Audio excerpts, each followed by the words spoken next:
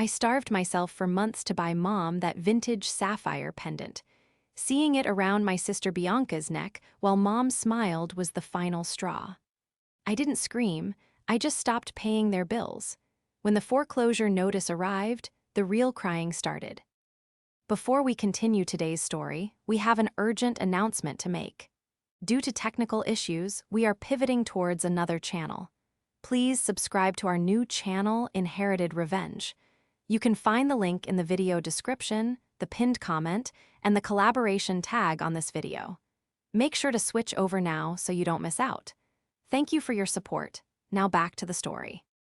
The burn on my forearm was still throbbing, a fresh, angry red stripe I'd earned 3 hours ago on the sauté station. It was a stupid mistake, the kind you make when you're running on 4 hours of sleep and too much caffeine, but I didn't mind the pain. Actually, I barely felt it. I was vibrating with a kind of nervous, exhausted energy that felt almost like a high. I sat in my beat-up sedan in the driveway of my mother's house, clutching a small, velvet-wrapped box like it was the Holy Grail. Inside was a necklace. It wasn't just any necklace, and it certainly wasn't something I could afford on a Junior Sue's chef salary, not easily anyway. It was a vintage sapphire pendant, Art Deco style, with a delicate platinum chain. Mom, Sylvia, had pointed it out in an antique shop window nearly 6 months ago. She had sighed that dramatic, tragic sigh of hers, the one that usually signaled she was about to ask me to pay a utility bill, and said, "It's the kind of piece a woman wears when she's truly made it, whatever that means." She had looked so small then, so wistful. That image stuck with me. For 4 months, I had picked up every extra shift available. I covered for the prep cooks when they called out hungover. I stayed late to help with inventory. I ate family meal leftovers instead of grocery shopping. I essentially deleted my social life. My boyfriend Matthew had been patient, though he worried about me. "You're running yourself into the ground for her, Maria," he'd said gently last week as I iced my swollen ankles. "I hope she appreciates it." "She will," I had promised him and myself. "This is big, Matt. This is the thank you she deserves for raising us alone." I took a deep breath, checked my reflection in the rearview mirror, dark circles under my eyes, hair frizzy from the kitchen humidity, and stepped out of the car. It was Sylvia's 60th birthday dinner. I was 20 minutes late because the dinner rush had been brutal, but I had the gift. That was all that mattered. I walked up the path, the gravel crunching under my non-slip work shoes. I could hear laughter coming from inside. It was a loud, boisterous laugh I recognized instantly. Caleb. He was my younger sister Bianca's manager, though as far as I could tell, his primary job was taking photos of her holding smoothies and driving her around in the car I helped pay for. I opened the front door. "Happy birthday," I called out, forcing a brightness into my voice that my body didn't feel. The dining room was fully set. Sylvia sat at the head of the table, looking radiant in a cream-colored dress I'd bought her last Christmas. To her right was Bianca, and to her left was Caleb. They were already eating. The appetizers, expensive imported cheeses and charcuterie that I knew Sylvia couldn't afford, were half demolished. "Oh, look who decided to join us," Bianca said, not looking up from her phone.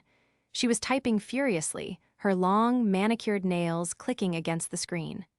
"We thought you got stuck scrubbing pots or something." "Traffic," I lied, stepping into the warm light of the dining room. "And we don't scrub pots, we manage the line. Hi, Mom." I walked over to Sylvia and kissed her cheek. She smelled of expensive perfume and wine. "Glad you made it, Maria," she said, though her eyes flicked immediately to the small box in my hand. "Is that for me?" "It is," I smiled, my heart hammering. "I know I'm late, but, well, I wanted to give you this before we really started eating." I placed the velvet box in front of her. The room went quiet. Even Caleb stopped chewing. Bianca finally looked up, her eyes narrowing slightly. Sylvia opened the box slowly. I held my breath, waiting for the gasp, the tears, the validation that I was a good daughter, that the burns and the sleepless nights were worth it. Sylvia stared at the sapphire pendant. She blinked. Then, a strange, tight smile appeared on her lips. She didn't take it out of the box. She didn't clasp it around her neck. "It's beautiful, Marya," she said. Her tone was polite. Strangely, devastatingly polite. Very vintage. "It's the one from the shop," I said, my voice faltering slightly. "The Art Deco one. You said it looked like something a woman wears when she's made it." "Did I?" Sylvia laughed, a tinkling. "Airy sound. I say so many things, but thank you, sweetie, it's very thoughtful." She closed the box and set it aside next to the butter dish. "Now sit, the risotto is getting cold." I stood there, frozen. The reaction was wrong. It was all wrong. It was too lukewarm for something that cost me 4 months of my life. "Mom," Bianca said, her voice sharp and commanding. "Show Caleb the thing. The lighting is perfect right now." "Oh, right." Sylvia clapped her hands, her face lighting up with genuine excitement, an emotion completely absent when she looked at my gift. "Marya, move out of the way, honey. You're blocking the light." I stepped back, confused. Sylvia turned her head, angling her chin up. And that's when I saw it. Resting against Sylvia's collarbone, glittering under the chandelier light, was a thin, cheap gold chain. But hanging from it wasn't a gemstone. It was a custom nameplate necklace, written in a tacky, oversized cursive script that spelled Queen. "Bianca got it for me," Sylvia gushed, touching the cheap metal as if it were a crown jewel. "She had it custom made. Isn't it fun? It's so youthful." "It's for the cool mom aesthetic we're building for her Instagram," Bianca explained, finally looking at me with a smirk. "I'm going to tag her. We're doing a whole series. Queens Raising Queens." "That's nice," I managed to say, sliding into my seat. I looked at the velvet box sitting ignored by the butter. "I just thought, the sapphire is real. It's platinum." "Materialism isn't everything, Marya," Caleb chimed in, pointing a fork at me. "It's the thought that counts. Bianca put thought into her brand." I swallowed the lump in my throat. Okay, I told myself. She's wearing Bianca's gift because they're doing a social media thing. She'll wear mine later. It's fine. I tried to eat. I tried to listen to Caleb talk about his vision for a podcast. But 15 minutes later, the real blow landed. "Oh, Marya," Sylvia said, her mouth full of risotto. "I almost forgot. Since you bought that lovely antique thing, Bianca was saying it would actually match her outfit for the gala next weekend perfectly. The blue brings out her eyes." I froze, my fork hovering halfway to my mouth. "What?" "The necklace," Sylvia said, gesturing vaguely to the velvet box. "I think I'm going to let Bianca borrow it, just for a while. It's a bit too heavy for me to wear daily, but it's perfect for Bianca's aesthetic." I looked at Bianca. She was grinning, a predatory, satisfied grin. "Thanks, sis," Bianca said. "I didn't have anything blue. You really came through." The room seemed to tilt. I looked at my mother, waiting for her to say she was joking. Waiting for her to say, "No, this is my special gift from my hardworking daughter. I would never hand it over to her sister 5 minutes after receiving it." But Sylvia just smiled at Bianca, eyes full of adoration. "You're going to look stunning, be Marya. Aren't you happy you could help your sister look her best?" The betrayal hit me harder than the heat of the stove ever had. It wasn't just the theft of the necklace. It was the theft of the meaning. It was the realization that my sacrifice was nothing more than an accessory for Bianca's life. The taste of the risotto turned to ash in my mouth. I set my fork down with a deliberate clink that echoed in the sudden silence of the room. My hands were trembling, not from fatigue this time, but from a cold, sharp clarity that was washing over me. "You're giving it to her?" I asked, my voice barely a whisper. "Mom, I haven't even seen you wear it yet. I just gave it to you." Sylvia rolled her eyes, a gesture so familiar it made my stomach churn. "Oh, stop being so dramatic, Marya. It's a necklace, not a kidney. Bianca has a verified appearance at the Founders Gala. She represents the family. She needs to look the part." "I represent the family too," I said, though I knew as the words left my mouth that they weren't true in this house. "I worked double shifts for 4 months to buy that." "And we appreciate it," Caleb said, reaching for a bread roll. "Really, Hustle culture is valid. Bianca laughed. God, Maria, why do you always have to make everything about how hard you work? It's gauche. If you wanted it for yourself, you should have kept it. But you gave it to Mom. It's hers. She can do what she wants with it. She reached across the table, her manicured fingers snatching the velvet box. She snapped it open. Ooh, yeah, it is real platinum. This will look sick with my navy dress. She pulled the necklace out, dangling my blood, sweat, and tears in the air like a trinket from a gumball machine. Put it on now, Bea, Sylvia squealed, clapping her hands again. Let's see. I watched, paralyzed, as Bianca unclasped the cheap queen necklace and tossed it onto the table, then fastened my sapphire pendant around her neck. Gorgeous, Caleb said, snapping a photo with his phone. Stunning, say. Elvia agreed, staring at Bianca with a look of pure worship. I sat there invisible. I was the wallet. I was the mule. I was the background noise to the Bianca show.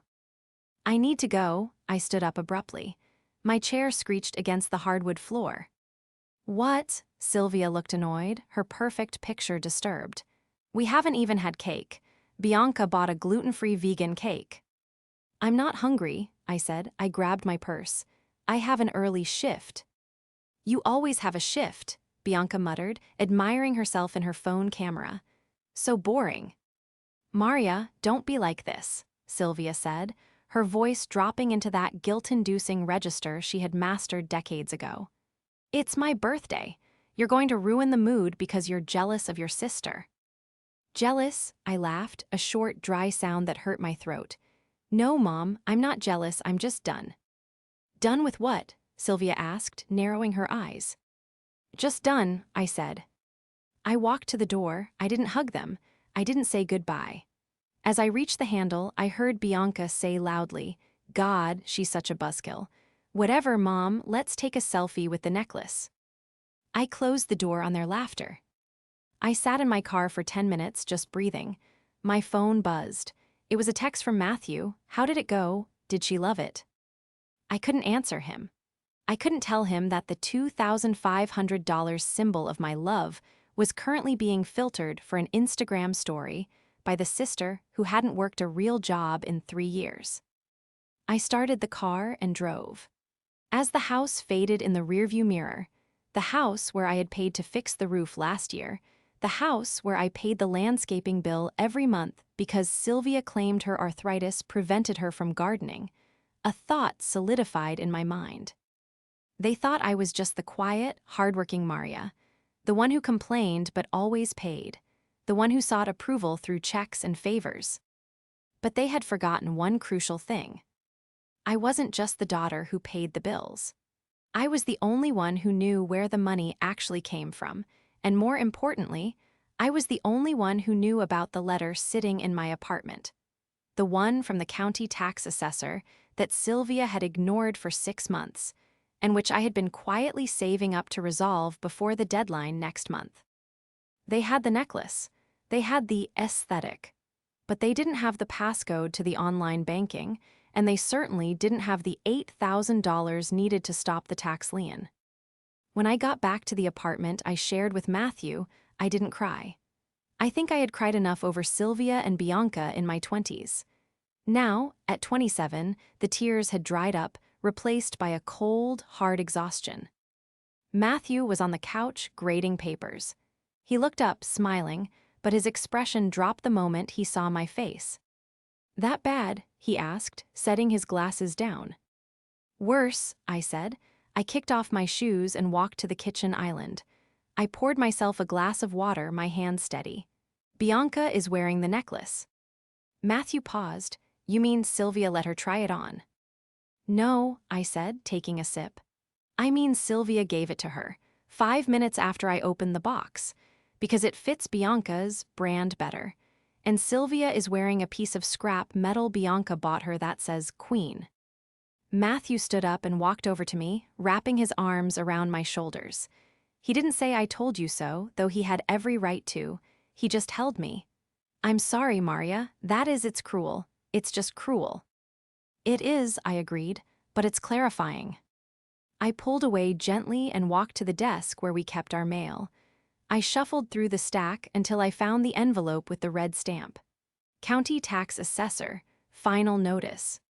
"What are you doing?" Matthew asked.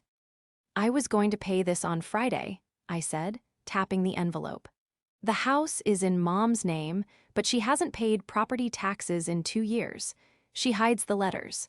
I found this one when I was over there fixing her sink last month. I set up a payment plan under my name to save the house from going to auction." "And?" Matthew asked, though I could see he knew where this was going. "And," I said, looking at the bold red text, "I'm not going to pay it." "Maria," Matthew said, "if you don't pay it, they could lose the house."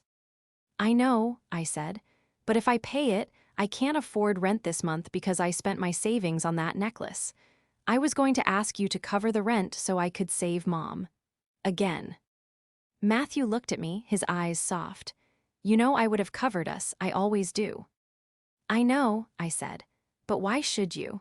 Why should we struggle so Bianca can play dress-up and Mom can play the grand dame?" I sat down at the computer and logged into the utility portal. "Welcome, Maria. Amount due, $340. That was the electric bill for Sylvia's house. Delete autopay. Confirm."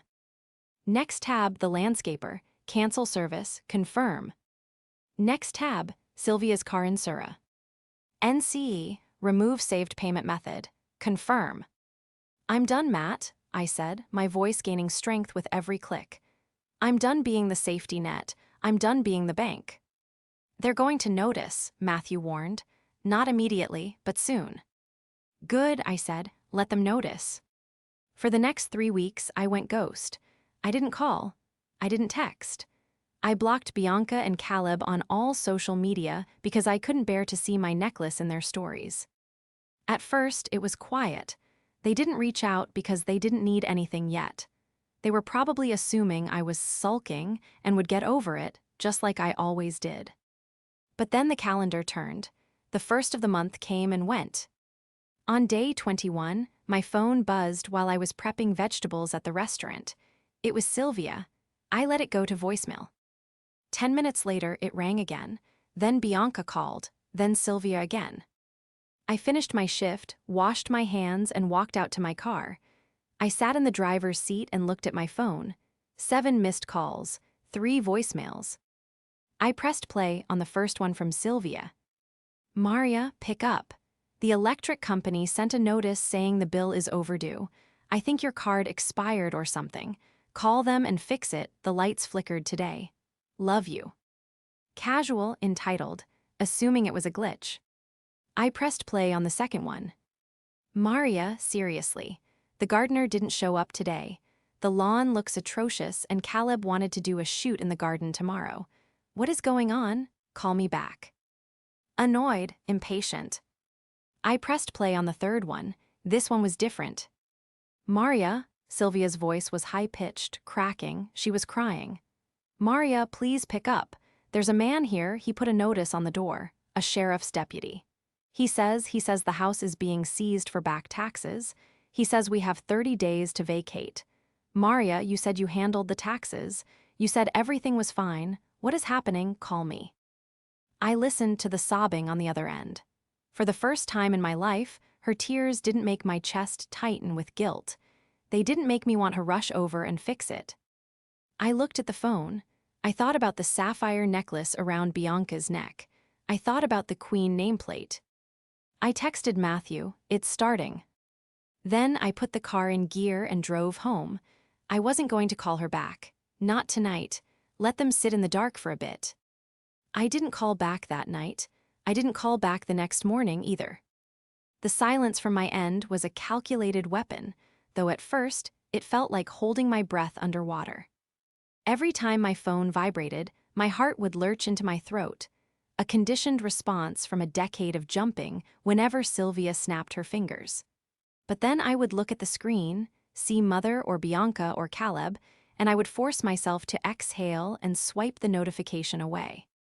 By the second day of the sheriff incident, the texts shifted from panic to rage. "Bianca, you are literally ruining my life right now. I can't film content if we have to pack boxes. Where are you? Sylvia, I raised you better than this. To abandon your family in a crisis. After everything I sacrificed for you, the neighbors are talking, Maria. They saw the notice. I sat at the kitchen island in my apartment, reading the messages out loud to Matthew. He was grading papers, his red pen hovering over a student's essay, but his jaw was set tight. She's playing the sacrifice card, Matthew noted, not looking up. That's usually the ace in the hole, isn't it? Usually, I said, putting the phone face down. Usually, that's the part where I apologize for being born and write a check. But the checking account is empty, Matt. I literally couldn't help them right now if I wanted to. That's the irony. They bled me dry, and now they're mad there's no blood left to clean up their mess. I needed to be sure, though. I needed to know exactly how deep the hole was before I even considered speaking to them. I couldn't rely on Sylvia's hysterical interpretation of a legal notice. She was known to exaggerate a paper cut into an amputation if it got her sympathy. I'm going to the county clerk's office tomorrow before my shift, I told Matthew. I need to see the lien with my own eyes. I need to know if it's really a foreclosure timeline or just a warning. Do you want me to come? He asked. No, I said, standing up and walking to the window. I need to do this alone. I need to see the numbers in black and white without her voice in my ear telling me it's not her fault. The next morning, the county clerk's office smelled of stale coffee and floor wax. I waited in line for 20 minutes, clutching my purse, feeling like an imposter. When I finally got to the window, the clerk, a tired-looking woman named Brenda, looked up the property address. Ah, yes, Brenda said, adjusting her glasses. The Rodriguez property. We've sent 4 notices, ma'am, the laws. T1 was the notice of intent to sell. So it's real, I whispered. How much is the total due? Brenda tapped a few keys and printed a document. She slid it under the glass partition. With penalties and interest, you're looking at $8,432. To stop the auction, we need at least 50% by the 15th of this month. The rest can be on a payment plan. I stared at the number, $8,432. It wasn't a fortune to a millionaire, but to a single mother who worked part-time as a receptionist, which was what Sylvia supposedly did. It was insurmountable. But then I looked at the date the taxes first went unpaid. It was 2 years ago. 2 years ago, Sylvia had told me she needed $3,000 for emergency dental work. I had given it to her. 18 months ago, she needed $2,000 because her car transmission blew. I paid the mechanic directly, or so I thought. I had given her the cash because the mechanic only took cash. I felt a cold chill spread through my chest. The dates lined up perfectly. Every time the tax bill would have been due, a crisis had occurred where she extracted the exact amount from me. Can I get a printout of the payment history? I asked, my voice steady despite the trembling in my hands. Or the lack thereof. Sure, Brenda said. I left the office with a thick manila envelope. It wasn't just a tax bill anymore. It was a timeline of deception. I sat in my car in the parking lot and opened the banking app on my phone, not mine, but Sylvia's. I had set up her online banking 5 years ago because she didn't understand computers. I realized, with a jolt of adrenaline, that I had never removed the login credentials from my password manager. I logged in. The balance was $42.18. I started scrolling through the transaction history, cross-referencing with the tax dates on the paper in my lap. March 15th, tax due date, withdrawal $200. March 16th, Lux Spa and Wellness, $450. March 17th, Apple Store, $1,200 Bianca's new iPad. March 20th, Ticketmaster, $600 concert tickets. There it was. The money I had given her for the mechanic and the dentist hadn't gone to those things. And the money she should have been saving for taxes, it was gone. All of it. Funneled into maintaining the illusion of a wealthy life for her and Bianca. I wasn't just the daughter who paid the bills. I was the mark. I was the victim of a long con run by my own mother. I closed the folder. I had the leverage. I knew the truth. They thought I was ghosting them because of a necklace. They had no idea I held the autopsy report of their financial ruin in my hands. I pulled into the driveway 3 days later. It was a Saturday. The grass was already looking shaggy. The best lawn on the block, award Sylvia coveted so much, was about to be revoked, just like her ownership of the house. I walked up to the door. I didn't use my key. I rang the bell. It took a full minute before the door was yanked open. Sylvia stood there, wearing a silk robe that I knew cost $200. Her face was blotchy, her eyes rimmed with red, but the moment she saw me, the sorrow instantly hardened into anger. "You have some nerve," she hissed, stepping back to let me in. "Do you know what kind of week I've had? I've been sick, Maria, physically sick from the stress. And you just vanished." I walked past her into the living room. It was a mess. Takeout containers were piled on the coffee table, expensive Thai food from the place downtown. "I didn't vanish," I said calmly, clutching the manila envelope against my chest. "I was working. I picked up 6 extra shifts." "Good," Sylvia threw her hands up. "Then you have the money? You can fix this. The man said we need $4,000 by next week or they start the auction process. You have to transfer it today, Maria. Right now." She pointed to her laptop, which was open on the dining table. I stayed standing. "I don't have it, Mom." Sylvia froze. "What do you mean you don't have it? You always have savings. You're the responsible one. Ask Matthew. Ask your father's side of the family. I don't care, just fix it." "I had savings," I corrected her. "I had exactly $3,000 saved up 3 weeks ago. It was in my emergency fund." "Well," Sylvia demanded, "where is it?" "I spent it," I said. "On what?" she screeched. "What could you possibly need that is more important than your mother's house?" I looked her dead in the eye. A vintage sapphire necklace. The silence that followed was heavy, suffocating. Sylvia's mouth opened, then closed. She blinked rapidly. The gift," she whispered. "Yes," I said, stepping closer. "I had a choice, Mom. I saw that tax notice on your desk a month ago. I knew this was coming. I started saving every penny to pay it off for you as a surprise. But then, your birthday was coming up. And you wanted that necklace. You talked about it for months. You said it was the only thing that would make you feel special." I took a deep breath, letting the lie, or rather, the partial truth, hang in the air. "So I made a choice. I could pay your taxes, or I could buy the gift you desperately wanted. I chose the gift. I spent the tax money on the necklace."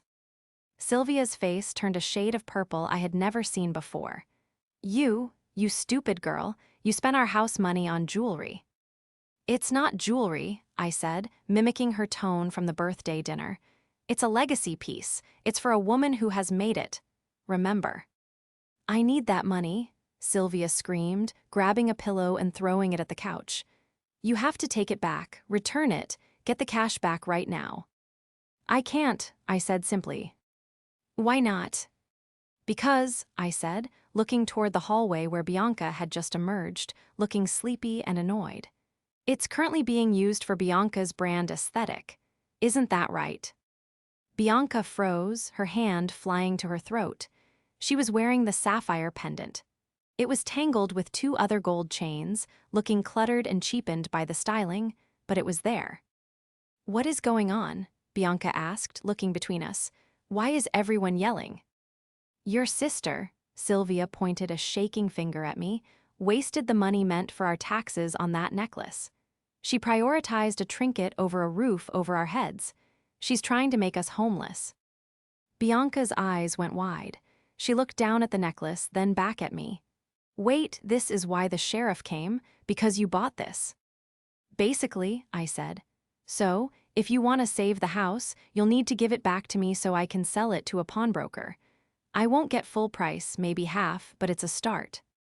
Bianca clutched the pendant tighter. "No, I already posted it. I have a partnership pending with a jewelry brand because of the engagement on my last reel. I can't just stop wearing it, it's my signature piece now. Are you serious? Sylvia turned to Bianca, then back to me. She was cornered. She couldn't demand Bianca give it up without shattering the golden child illusion, but she couldn't let the house go. You're lying, Sylvia spat at me. You have more money, you always do. You're just doing this to punish me because I let Bianca wear it.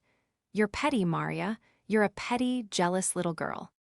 I'm not the one who spent the tax money on iPads and spa days, I said, my voice dropping an octave. Sylvia went still. What did you say? I opened the manila envelope.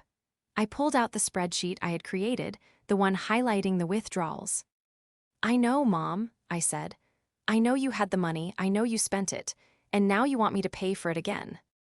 The moment I laid the spreadsheet on the table, the dynamic in the room shifted from chaotic to dangerous. Sylvia didn't look at the paper. She looked at me with a cold, predatory focus. You went into my accounts, she said softly. That's illegal. That's an invasion of privacy. It's an account I set up for you, I reminded her. And considering I'm the one who deposits money into it every month to cover your car payment, I think I have a right to see where the leak is.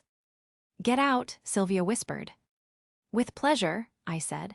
But the sheriff will be back in 3 weeks. And unless you have $8,000 hidden in those designer shoeboxes, you're going to lose the house. I turned to leave. If you walk out that door, Sylvia shouted, her voice rising to a frantic pitch, don't you dare think you're part of this family anymore. I will tell everyone. I will tell your Aunt Sarah, your Uncle Mike, everyone that you stole from me. That you hacked my accounts and left your mother on the street. Tell them, I said, not looking back. But make sure you tell them about the necklace, too. I walked out. My hands were shaking so hard I could barely unlock my car, but I felt lighter than I had in years. I thought the threat was empty. I was wrong. By that evening, my phone was blowing up, but it wasn't Sylvia this time. It was Aunt Sarah, then my cousin Ricky, then Uncle Mike. Aunt Sarah, Maria, I just got off the phone with your mother. I am appalled. How could you refuse to help her? She says you locked her out of her own bank account. Uncle Mike, kid, I know you and Sylvia have issues, but letting the house go, that's your father's house. You really going to let the state take it out of spite? Then came the notification that made my stomach drop. Facebook. Bianca had posted a life update. It was a photo of her and Sylvia, hugging, looking teary-eyed. The caption read, "It's so hard when the people you trust the most turn out to be toxic. Broken heart, we're facing a huge crisis right now because someone we loved decided to manipulate our finances and leave us high and dry. We might lose our childhood home. Please send prayers for my mom. She's so strong, but she's heartbroken by this betrayal. Family drama, betrayal, toxic family, need a prayer." The comments were flooding in. OMGWH. Oh, is this about your sister? Stay strong, queen. Karma will get them. I sat on my couch, the blue light of the phone illuminating the dark room. They're controlling the narrative, Matthew said, reading over my shoulder. They're isolating you. If you don't fight back, the whole family is going to cut you off. I know, I said. They're trying to shame me into paying. It's a pressure campaign. I looked at the comments again. Bianca had replied to one.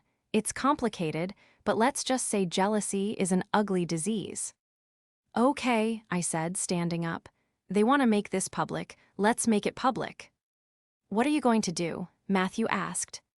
I'm going to call a family meeting, I said. Aunt Sarah, Uncle Mike, all of them, Sunday dinner. Sylvia loves an audience. Let's give her one. I sent a mass text to the family group chat, which I had been muted in for months. Maria, I see there's a lot of confusion about what's happening with Mom's house. I want to clear the air.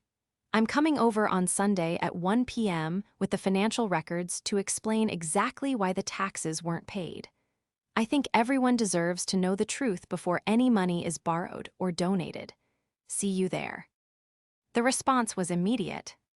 Sylvia, you are not welcome here. Aunt Sarah, I think that's a good idea, Maria. We need to get to the bottom of this. Uncle Mike, I'll be there.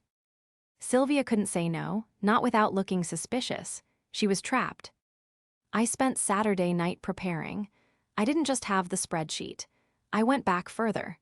I found the credit card statements she had thrown in the recycling bin months ago that I had fished out, thinking I needed to shred them for security. I taped them to blank sheets of paper. I highlighted every single transaction that corresponded to a request for money from me. Request: Mom needs medicine, $200. Actual charge: Nordstrom, $198.50. Request: heater repair, $400. Actual charge: casino withdrawal, $400. I built a dossier, a thick, heavy binder of evidence that documented 5 years of financial abuse. Sunday morning arrived. The sky was gray and overcast. I put on my best blazer, armor for the modern woman, and picked up the binder. "Ready?" Matthew asked. He was coming with me this time. I needed a witness. "No," I said honestly, "but I have to do this. If I don't, I'll be the villain in their story forever." We drove to the house. There were 3 other cars in the driveway. The extended family had arrived. I walked in, Matthew a step behind me. The living room was crowded. Sylvia was sitting in her armchair, a tissue in her hand, looking frail. Bianca was next to her, holding her hand, glaring at me. Aunt Sarah and Uncle Mike were on the sofa, looking stern. "Maria," Uncle Mike said, standing up. "Glad you came. Your mother says you've been withholding access to the accounts." "I haven't withheld anything," I said, placing the heavy binder on the coffee table with a loud thud. "I stopped paying the bills because I ran out of money, and I'm here to show you exactly where that money went." "Don't listen to her," Sylvia cried out, jumping up. "She's doctored them. She's trying to humiliate me." "Sit down, Sylvia," Aunt Sarah said, her voice sharp. She looked at the binder. "What is this, Maria?" "This," I said, opening the cover, "is the ledger. Bianca, you might want to pay attention. You're in here a lot." I turned the page to the first tab. "Let's start with the tax money from 2 years ago," I said. "The reason we are receiving foreclosure notices today." The room was so quiet you could hear the hum of the refrigerator from the kitchen. All eyes were glued to the binder. I pointed to the first highlighted row. 2 years ago, March 15th, I transferred $2,000 to Mom specifically for the property tax installment. Here is the transfer confirmation from my bank. I flipped the page. Here is the transaction from Mom's account the very next day. Withdrawal, $2,000. And here, I flipped to a taped receipt, is a credit card payment for the exact same amount, paying off a balance that included a trip to Cabo for Bianca's 21st birthday. I looked at Bianca. Her face had drained of color. "You told me you won that trip in a contest," she whispered. "She lied," I said, "just like she lied about the transmission repair last year." I flipped ahead. $1,800, supposedly for the mechanic, actually went to Saks Fifth Avenue and Sephora. Aunt Sarah gasped. She reached out and pulled the binder toward her, her eyes scanning the pages frantically. "Sylvia, is this true? Did you spend the tax money on makeup?" Sylvia was trembling. She looked like a cornered animal. I deserved a treat. I was depressed. Maria doesn't understand the pressure I'm under." "The pressure of what, Sylvia?" Uncle Mike's voice was low and dangerous. "You haven't worked in 10 years. We've all been chipping in. I gave you $500. Last month for groceries. Where did that go?" I knew the answer. I flipped to the most recent month. "Here, Uncle Mike, $500 deposit, followed by a $500 payment to Elite Image Consulting." I looked at Bianca. "That's your manager, isn't it? Caleb's consulting fee." Bianca stood up, her chair toppling over. She looked at Sylvia with horror. "You told me you got a discount. You told me Caleb was doing it for free because he believed in my potential. You've been paying him with Uncle Mike's grocery money." "I was investing in you," Sylvia screamed, tears streaming down her face, real tears this time, tears of exposure. "I was trying to give you the life Maria never wanted. Maria is boring. She's happy being a servant in a kitchen. You were supposed to be the star." The words hung in the air, toxic and revealing. "I'm a chef, Mom," I said, my voice surprisingly steady. "I'm not a servant, and I'm the only reason this house still has electricity." "Not anymore," Aunt Sarah said, closing the binder with a snap. She looked at Sylvia with a mix of pity and disgust. "This stops today. Sylvia, you have lied to all of us." "But the house," Sylvia wailed. "We're going to lose the house. Maria, you have to pay it. You have the credit." "No," I said, "I don't." I reached into my purse and pulled out a small, folded piece of paper. "But I do have a solution." I turned to Bianca. She was crying silently, touching the sapphire necklace at her throat. "Bianca," I said, "give me the necklace." "What?" she choked out. "The necklace," I repeated, "and the Queen nameplate, and the iPad, and the designer bags in your room, we're going to sell them." "You can't," Sylvia shrieked. "Those are gifts." "Those are stolen goods," Uncle Mike corrected her. "Bought with money stolen from Maria and me." Bianca looked at Sylvia, then at me. She saw the truth now. The lifestyle she had been curated into was a fraud, built on my back and Sylvia's lies. Slowly, with shaking hands, she reached behind her neck. She unclasped the sapphire pendant. She walked over and placed it in my hand. It was warm from her skin. "Take it," Bianca whispered. "I don't want it anymore." "Good," I said, "because that's just the start." The fallout was swift and brutal, but necessary. We didn't save the house. The debt was too deep, the liens too numerous. The emergency sale I organized with Uncle Mike raised enough to pay off the immediate tax debt to avoid legal prosecution for fraud, but not enough to keep the property. Sylvia was forced to sell. After the bank took their share and the back taxes were paid, she was left with almost nothing. She moved into a small, one-bedroom apartment across town, one that Aunt Sarah found for her and monitors strictly. Uncle Mike controls her finances now. She gets a weekly allowance. No more spa days. No more investments in imaginary careers. As for Bianca, that was the surprise. The day after the confrontation, she showed up at my restaurant. I was prepping for dinner service, chopping onions. "I broke up with Caleb," she said, leaning against the doorframe. She looked different. She was wearing jeans and a t-shirt, no heavy makeup. He didn't want to manage someone who couldn't pay his retainer. "I'm sorry," I said, continuing to chop. "Don't be," she said. "He was a leech. Mom was right about one thing, though. I have been useless. I believed the hype." She paused. "I got a job, retail. It's minimum wage, but it's real." I put down the knife. "Good for you, B." "I wanted to return this," she said, sliding a small envelope across the stainless steel table. I opened it. Inside was the sapphire pendant. I had pawned the other items, the bags, the iPad, but I hadn't been able to let go of the necklace. I had given it to Uncle Mike to hold on to during the chaos. "Mike said you bought it back from the pile," Bianca said. "He said you paid him the pawn value so it wouldn't get sold with the rest of the stuff." "I did," I said. "It's yours," Bianca said. "It was always yours. I'm sorry I ever wore it." She turned to leave, but stopped. "You know, when I look at it now, I don't see a queen. I just see how hard you worked. I think I'm going to try being more like you, Maria." And she left. I picked up the necklace. The platinum felt cool and heavy in my hand. I walked to the small mirror in the employee locker room. I put it on. It sat perfectly against my collarbone. It didn't make me look like a queen or a star. It made me look like a woman who had walked through fire and come out the other side, scarred maybe, but standing tall. I didn't call Sylvia. I haven't spoken to her in 3 months. I hear from Aunt Sarah that she still complains about me, still tells anyone who will listen that I abandoned her. But her voice is small now, distant. It can't reach me. I have my own life. I have Matthew. I have my kitchen. And when I look in the mirror, I don't see a daughter who owes anyone anything.